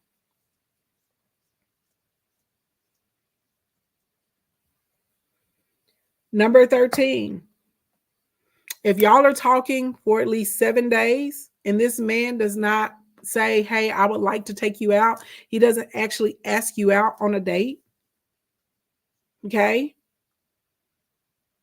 He's not that into you. He's gonna waste your time. And you don't owe him, some detailed explanation. If you want to stop talking to him, you can stop talking to him. If you want to say, "You know what, I just don't think that we're aligned, or I think we may be looking for different things right now. I may be looking for something a little bit more serious than you are right now," that's fine. And you can dismiss yourself. If this man is, if y'all are consistently texting each other, calling one another, talking to each other for 7 days, and he does not say, "Hey, can we meet up? I would like to take you out." What if it's long distance? We all grown. He should be planning to fly and meet you. A man that's really about it. Because if I'm being honest, especially like if you're in your 30s, there's no way that you should be dealing with a man that doesn't have the financial ability to book a $200 or $300 flight. They have them Southwest fares every day. $169 can get you from one side of the United States to another. He should be planning to come and see you. He should be planning to come and see you. I'm talking about grown men. Now, if y'all are kids, that's a totally different situation. Okay. But as adults, 30 plus, 7 days. If that man has not asked you, like, can we go on a date? He out here playing games. And he lacks leadership ability. That man should have the ability to guide the relationship along the path. This is how y'all end up with these dudes that be playing games with y'all for, y'all been talking for 6 months and didn't go out on a date. And then he asked you to pull up and meet him in a parking lot. Now, I said a date. Now, I didn't say that the date had to be like a crazy expensive date, but he should be asking you on a date. If you like books, can we go to a bookstore? If you like pets, let's go to the petting zoo. Okay. If you like to hike and rock climb, let's go rock climb and go get some smoothies after. You know what I'm saying? Like, but he should be asking you for a date. I feel the same way too, Rose. 7 days. You need to be planning to see me.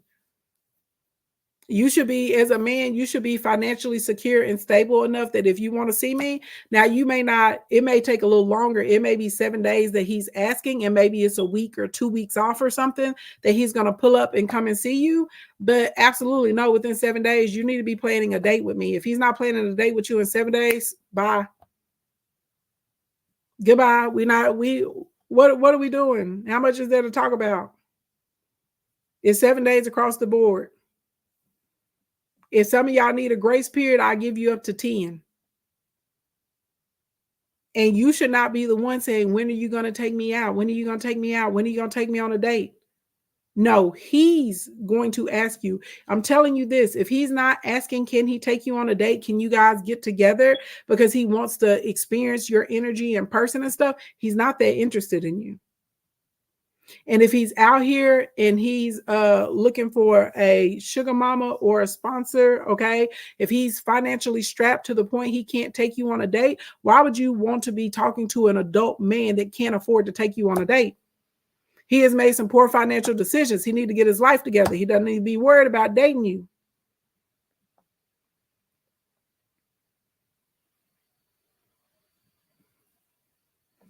Number 14. Is he a gentleman? What I mean by is he a gentleman? Is he going to hold open a door for you? Is he kind and polite to the wait staff and to the servers, or is he rude? Is he nasty?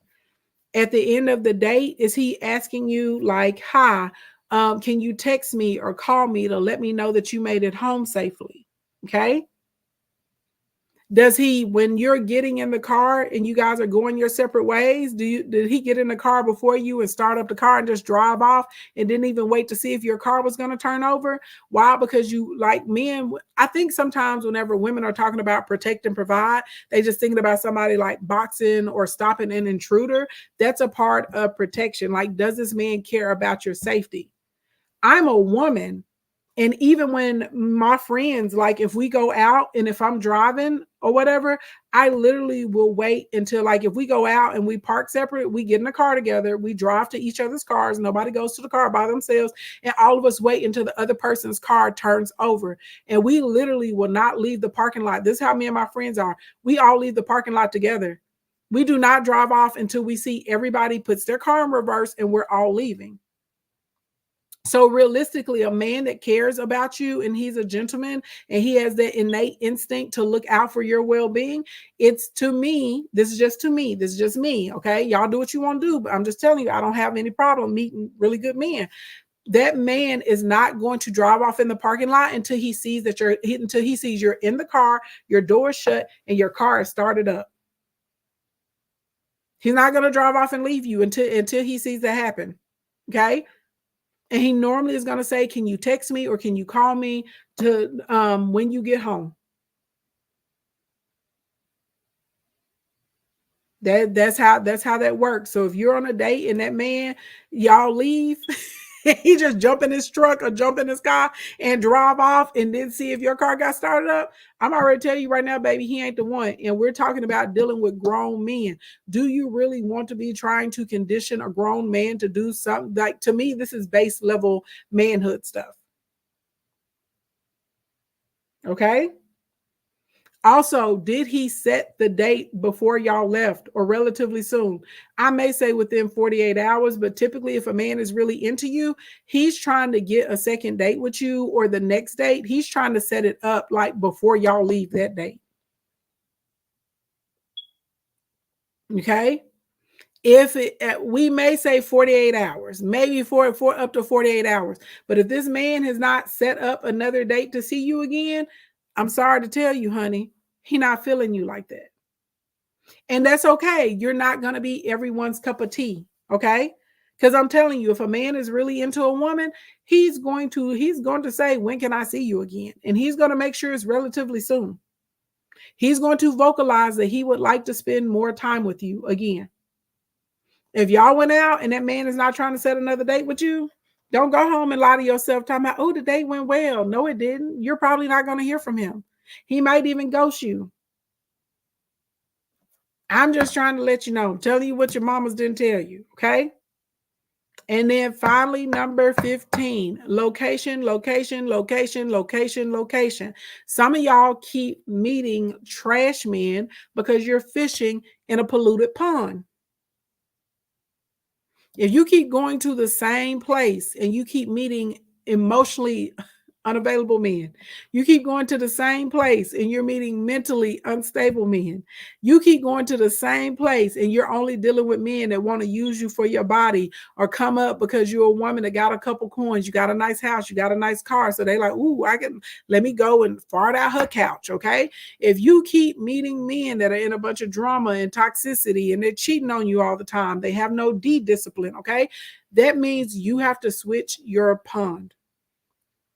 So where have you been meeting these men?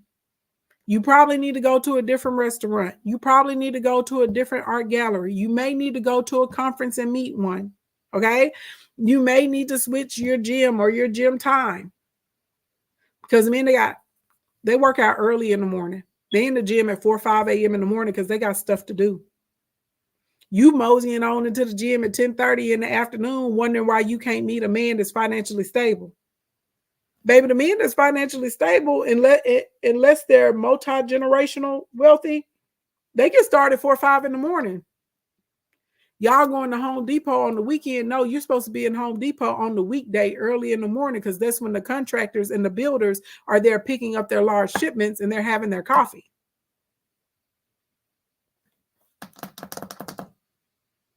Go to a conference. You basically get to pick out what profession you want your man to have. You want to meet an architect? God dang it, go to the Architects Association. You want to meet a CPA? God dang it, you go to the CPA meetings, okay, and the associations and the conferences. You want to meet somebody in real estate? You better go to the real estate events. You want to meet somebody in tech? You go to the tech events. You want to meet a 7-figure entrepreneur, baby, you better go to them Commerce Club events they be having with ClickFunnels for the funnel hackers. It's really that simple. You want to meet somebody that has a little bit more access when you travel, make sure you have a pass to get into the lounge. I meet men all the time in the lounge. When I fly business class and first class. I can't tell y'all how many men I met on flights. Just I'm flying here, they flying there. We strike up a nice conversation. They think I'm cute or whatever. They want to take down my number. We can see each other, talk to each other later. Some of y'all are fishing in polluted ponds. And you simply, if you change your location, you will meet a totally different caliber of man. Okay? Those are my basic dating rules 101 that will help you elevate your dating life, okay? And start to come in contact with excellent, exquisite, quality men. Now, I seen a couple of y'all trying to come up when I was talking. The panel is now open. I know I talked for a while. Honey, you can share your feedbacks, your thoughts, your disagreements, your agreements, your questions, your concerns, or if you have dating tips, you can share those as well, okay? Oh, hold on. Let me get y'all a link. I always forget that I got to drop the link over here manually. Boom. Here's the link. Okay. And if y'all ain't got nothing to say, be like, sis, you said it all. I'm just trying to help somebody get to where they would like to be in life. Okay. I've never struggled getting a man to commit to me. I didn't have to trick him. I didn't have to manipulate him. I didn't have to do anything extra. I've never struggled, no, and I've been a multitude of sizes of men saying, I find you attractive. I find you intriguing. I think you're beautiful. I want to be with you. Never had that issue. I've never had an issue with a man that won't spend money on me. Some of y'all talking about these men won't take you on dates, they won't spend on you and all of this. Uh-oh, Terry, I think I need to reset my sound. I see you trying to come up. I'll be right back, down. I've never ever had it. I don't know how y'all are something that's like super easy has become very complex. I know. You gotta get out here and you gotta make it happen. Okay. Hey girl. Hey, Miss Ashley, can you hear me? I can. Sorry about that. I had to fix my sound. Oh no, you're fine. I was gonna just say, like you said it all. You gave us so much wisdom. It was just wisdom. This live was filled with wisdom, and I hope the ladies and the gentlemen, I hope they all heard it. I'm going on a first date tomorrow. So Ooh, exciting! I'm excited. I'm excited, and I haven't dated in a while because I got a divorce in 2022, I think. I can't even remember when I got a divorce, but so this is my first time dating. You know, worked on myself throughout the years, the last 2 years or so, and so it's an exciting time. He's a divorcee too. He's a bit older than me, which is something new for me because I usually date people, or rather, I date men around my age. But this is a little different. He's a lot more mature than what I'm used to, which I think is, that's a good thing. It's a good thing. So everything that you said, I was like literally writing down. I'm like, okay, so if he doesn't set up a date with me the day of, I'm expecting him to set up a second date the day of. So I'll keep you posted on that. But I just wanted to say thank you so much because even in my big age, there's still stuff to learn about dating, especially because I haven't done it so long. Yeah. So, yeah. I'll be honest, I've never, any of the men that have like taken me very seriously, there's never been one of them that has not set a date with me the same date. Like normally towards the end of the date, they're like, oh, when can I see you again? Or, well, I lie. There was one time when I called and I was like, okay, I made it home. I had a really lovely time. He's like, I had a great time too. When can I see you again? And he was like, I know you're busy, but I would like to see you again this week. So I've never had a guy not set up a date like the same day or the same night as a date. And I think sometimes women, I feel like women struggle with rejection because men are used to being rejected by women, right? Men are used to women turning them down. Women, we have so many men, approaching us, catcalling us, trying to shoot their shot on a regular basis. You got men at the grocery store, men at work, men in your DMs, men at the post office. There are men everywhere. I think sometimes whenever, a woman experiences a man maybe not being that into her, she doesn't know how to take it. And so therefore she'll start trying to make excuses instead of just accepting, I wasn't his cup of tea. Like he may have found me physically attractive, but maybe our energy just didn't connect, or maybe he realized y'all wanted two different things. He could have been looking for something casual. He can sense that you're looking for something serious during the day. There are so many things, but at the end of the day, one thing I know for sure is a guy that's really, really into you, he's going to make sure he's making an appointment to see you again relatively soon. He's not going to ghost you for 4 or 5 days and then pop up and say, hey, big head, do you want to come and do this? No, that means his other plan, like whoever he had on the list in front of you, turned them down. That's what that means. Yeah, I agree. Yeah, because I started talking to this guy on a Wednesday, and the same day he was like, yeah, so can we set up something so we can meet? So it was pretty quick so at least the first date setting up the first date was pretty quick. So I totally agree, because if you're after meeting and after talking for however many days, if you can't tell that, I'm someone that you want to pursue further, then obviously I'm not someone that you want to be with. So Yeah, just let me know. And sometimes you don't even have to let me know. You can ghost me and I'll figure it out myself. right. Away and not be so attached to it. I think that's another issue that women have. We become so attached. Men give us a little bit of attention and we just get attached. Like we start planning out our marriage, our family. Like it's okay to slow down. It's okay to slow down and enjoy the ride. Enjoy the journey of dating. It's not that serious. Like, and if this doesn't work out, there are other men out there. There are other men out there exactly that will give you the attention that you want, that will love you the way you need to be loved. Like all is not lost. It truly isn't lost. Yeah. And I want to say this, like, it's not odd that, the first interaction, he was like, okay, let's set up a date. Most of the men within 48 hours is like, okay, when can we go on a date? I'm trying to think. When I saw Corey again, he called me the first night. I was busy at like a little function though. So we talked for a little bit. Then he called me the next day and he set up a date. I think I see my sister Nikita B in here. I don't know, I may be tripping. She may have just flashed in here, but her husband pretty much knew instantly. Okay. And he set up a date very, very quickly with her as well, like in under 24 hours. And they've been married for they've been together for 20 some years. Happily married. Like I'm telling you, I'm telling you, when you talk to these women that are happily married and they have husbands that treat them well, they're all gonna tell you it's gonna be similar things that line up. And so that's why I say it's important for women and men too that are single, like consume healthy content. You have to get around people that are in healthy relationships, because a lot of this other stuff that I see online is really like the blind leading the blind. So even when it comes to yes, the hurt leading the hurt. So even with stuff in my marriage, like I'll call her or I'll call my cousin Sonia or my mama. My mama and daddy been together 43 years, married for 41 years. Sonia and Keita both have been married for like 20 something years. So, and they're happily married. So when it comes to stuff in my marriage, or if I need advice, I'm going to call them and talk to them. Y'all know Dr. Kia with the relationship boosters I have on here sometimes.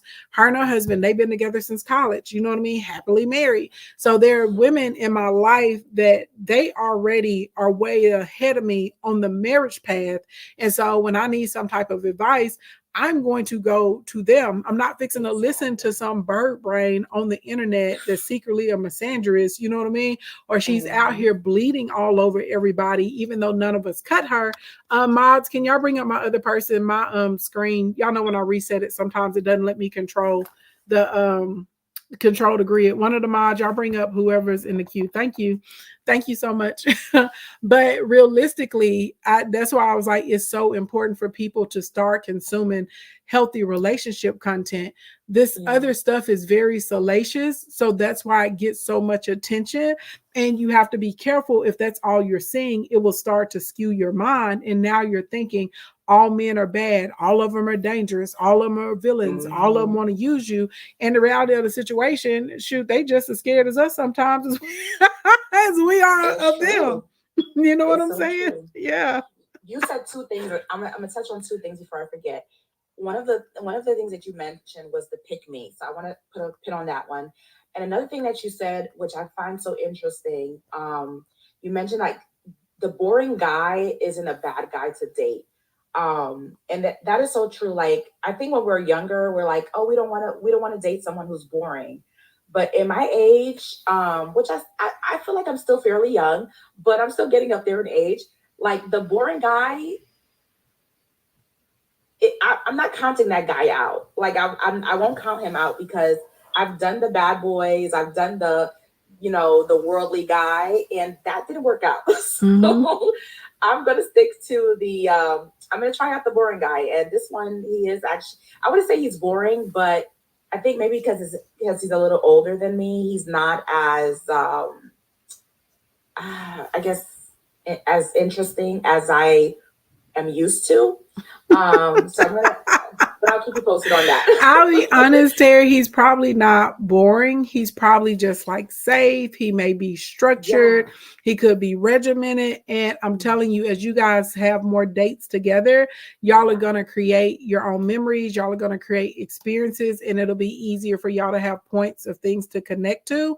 And you'll find that he's not so boring. And oftentimes men that actually have a lot to lose because they built up something, they may be a little bit more reserved initially because they're trying to check you out the same way you're trying to check them out. And so that's why I think sometimes women, they're like, oh, he's boring. And I'm like, that's not really a boring guy at all.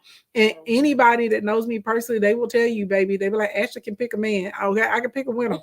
Everybody that's like, oh, he cute. I be like, I like him. Everybody like him. I'm like, I'm like, that's the one right there. I'm like, that's the one with the money. That's the one with the future. I look, he got good credit all over him. I see it. You know what I'm saying?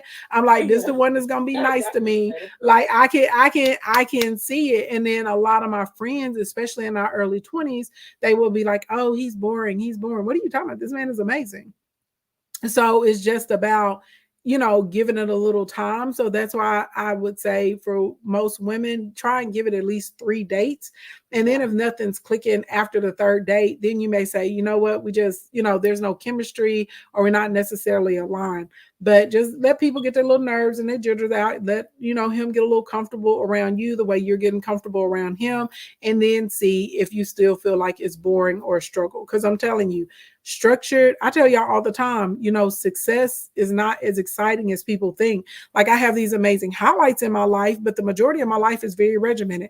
Like I'll be up tomorrow working on pages, working on emails, trying to make sure I have the Discord laid out right. I've been going back and forth all day with the level of membership and stuff. There's nothing about that that's exciting. I had 7 client calls today. You know what I'm saying? Then in between the client calls, I fixed lunch for mama. Then I was like, okay, let me cook dinner. Let me make a grocery list, on other, nothing is exciting. You know what I'm saying? But my lifestyle from the outside, when you see the highlights of me driving around in a Rolls Royce or flying on a private jet, or I'm speaking at this stage, or I met with this senator, or I got a Presidential Lifetime Achievement Award. Those are exciting moments, but to get me there, oh no, it's not exciting. It's very boring. Very, very boring. I hear that. And so let me touch on this pick me issue. So I don't know when this pick me thing came about or anything like that. I hate the term because I had to sit down one day, and I know it was really popular last year, but I had to sit down one day and I'm like, essentially we all want to be picked, men and women. Correct. Like no one wants to be last place. Like no one wants to be put to the side. So the whole notion of they use it as if it's a curse word. Oh, you're a pick me. I mean, we all want to be picked. I don't want to die alone. Right. I want to have children. I want to have a family. I want to have a companion. So I don't know, that whole terminology, it really pisses me off, but it's just one of those things. It's I guess it's a trend. And so people hop on a trend and they follow it and they don't really have an understanding of what a pick me actually is. Or let me tell you this, y'all already know when people come in here and they call me a pick me, I be like, yep. I be like, I get picked every time. I be like, I'm queen of the pick me's. Here I am, picked and happy. There you are, lonely and miserable because you are a reject and you're angry. You're a reject. You're a reject. How about that? Then they're like, Ashley, that's mean. Well, they were trying to be mean to me. But that's the reality of the situation. Several men would pick me any day over you. They would live on a roof. They would live on a rooftop. They be talking about the man or the bear. Shoot, half of them men would pick the bear over some of these girls. And they're real quick. A lot of the women, I tell people all the time, they're very harsh. They speak to each other very negatively. They speak to everybody very negatively, so quick to call a woman out of her name, call somebody a B, bully somebody that doesn't agree with them. And then they're wondering why, they're having these rough interactions with men, because you're coming off like John Wayne, rough and tough, and don't take ish off nobody. Chill out. That part. chill. Chill. No, and it's so true because the way they dog out other women dogging out women, it's so bizarre to me because I don't get it. I'm going to pray for them though. Well, I'll just pray for them and keep it that way. Girl, the same way I remove myself from toxic men, I remove myself from them too. You see when they come over here, I'll be like, bloop, bloop, drop, goodbye. Yep. And that's another thing, when women say oh, men are trash, men are this, I'm not dating the idea that all men are trash is so crazy because what that tells me is that you're only surrounded by trash men. Mm-hmm. So if you're only seeing trash men, you're only attracting trash men, you're only dating trash men, you have to reevaluate yourself, because every man on this planet can't be trash. Exactly. Every man on this planet can't be a cheater. Exactly. So if that's what you're finding, then that's something that you have to evaluate about yourself. Maybe it's the environment that you're entering into that are producing trash men, because I can't relate. Me the either. men that I'm around at work, at church, at this, at that, my family, whatever, there are good men, educated men, financially wealthy men, just men that are one woman men, like they're not womanizers. So I don't know. It's crazy though, but that's what I had to say. I'm gonna leave it at that. I'm excited to hear about your date. I hope it goes well. I'll let you know how it goes. I'm excited, Excited. but I'm also nervous at the same time because I haven't done this dating thing in a while. So I'm like, I don't even know how to talk to men anymore. Yeah, you talk to men like they're regular human beings, girl. Just don't even go in like having expectations. Just look at it as like friendship. You know what I'm saying? I'm just going to have a good time. We're just going to see what happens with it. That's it. Don't put any type of pressure on yourself. I feel like you're gonna have a fabulous time though. I will let you know how it goes, and yeah, I'll let you know. We like dates. Hey, Brown Pearl. Hey, Ashley. What's going on, Cutie Pie? Hi, how are you doing tonight? Fantastic. How are you? Good. Thanks for bringing me up.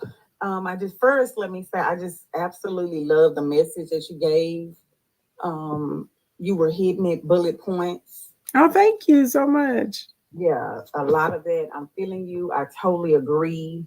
I think it was very healthy and informative for everybody tonight. I did want to, you asked if anybody wanted to come up to add something. So I'm real big too on like healthy relationships, dating, single life, happy marriage, and all that kind of stuff. I post a lot of videos about it on my page.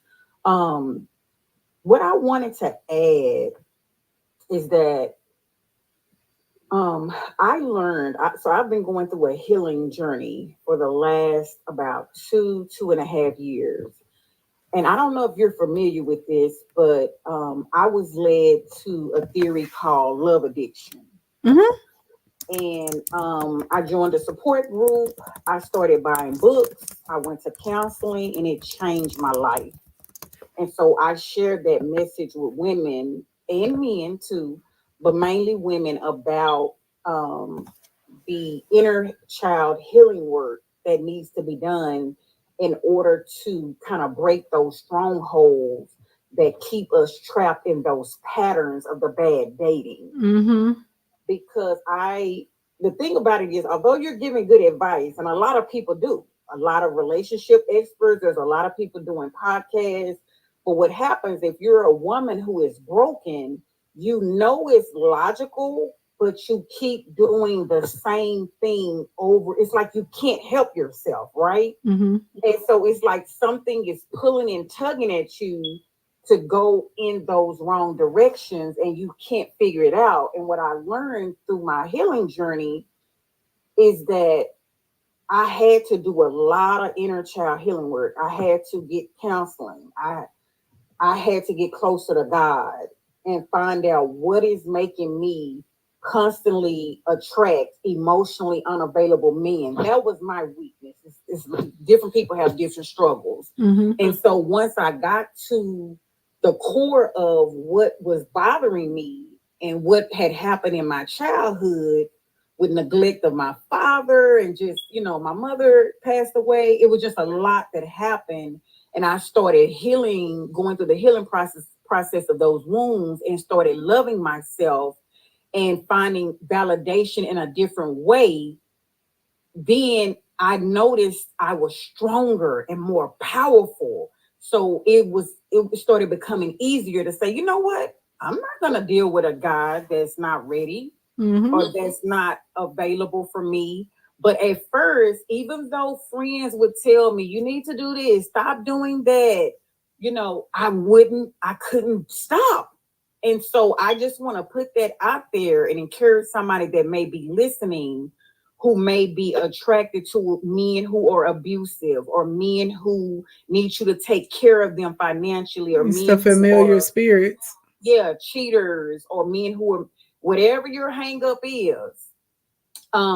I highly encourage you to get the counseling, get connection with a higher power, get read some self-help books, Google the concept love addiction. I promise you it will pay off, because although it's great to listen to messages, sometimes we are so caught up by those strongholds of that childhood trauma and past trauma and that brokenness. We cannot accept a good word when we hear. We cannot accept wisdom and knowledge when we hear it, because we are too broken to receive it. So that's the only thing that I just wanted to add and to encourage anybody who might be listening, who you're tired of being sick and tired. That's what I would encourage you to do. Those ladies that are, or that desperate feeling of, I gotta have somebody. I feel like I'm worthless. I feel like I'm less than the ladies around me who are married. All of those feelings and fantasizing and rushing things when you meet guys, all of that falls under that same umbrella. And you will continue to feel that way. You will continue to fall prey to that and fall weak to that unless you get healing. That's pretty much what I wanted to say. So let me ask you this. What do you feel like were the signs? Because I feel like sometimes people have trouble identifying some things about themselves. So what are like some baseline metrics that you could give for anybody that's listening to say, if you struggle with this specific thing, or if you find yourself doing this, taking this specific behavior, that this is the indication, that this is something deeper? Okay. So I'm gonna give you a few, but there's actually a quiz you can take. Okay. All of this stuff, if you Google love addiction, everything will pop up for you. Also, I do, like I said, I have a lot of videos on my page. Somebody said, when was the last time I dated? A couple of years ago. Before I got wifed up.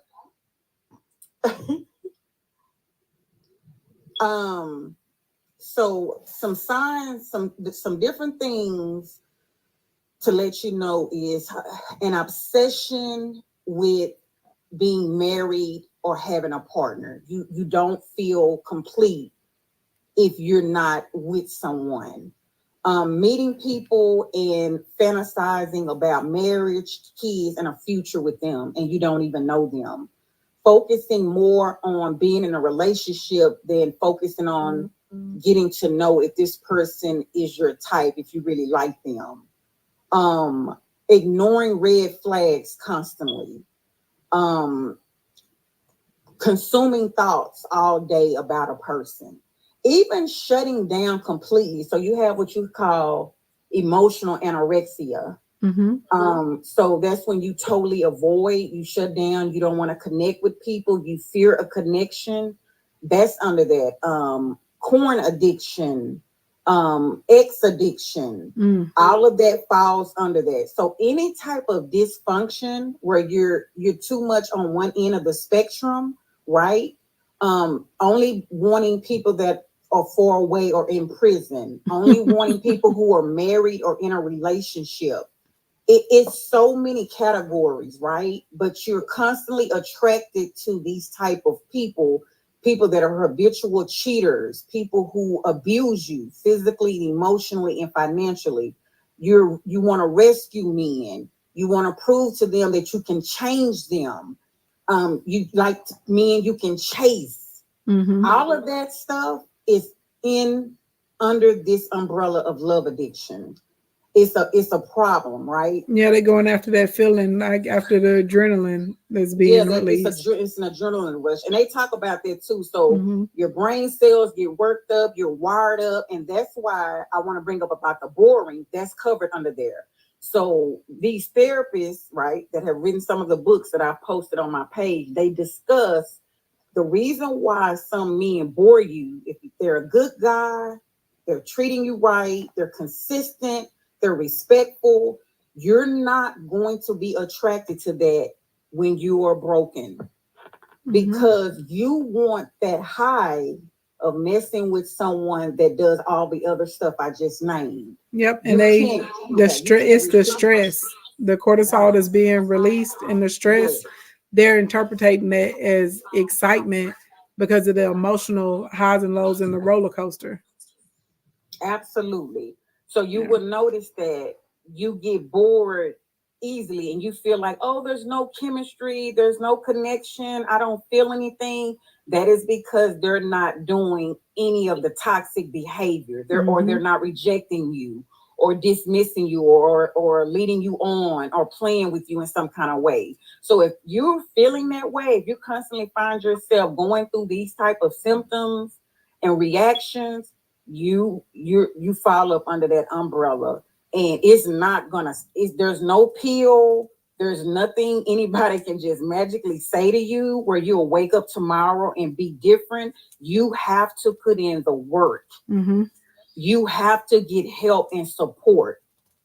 And like you said something very very important. You have to watch your mind diet. So you have to if you're going to be online, follow creators who are encouraging you to do things that are healthy, to do things that are wise and smart, to teach you the right way to go. You can't go to the toxic side of social media or watch toxic podcasts or even things just on TV. And even me, I changed a lot of things that I was doing when I started learning how all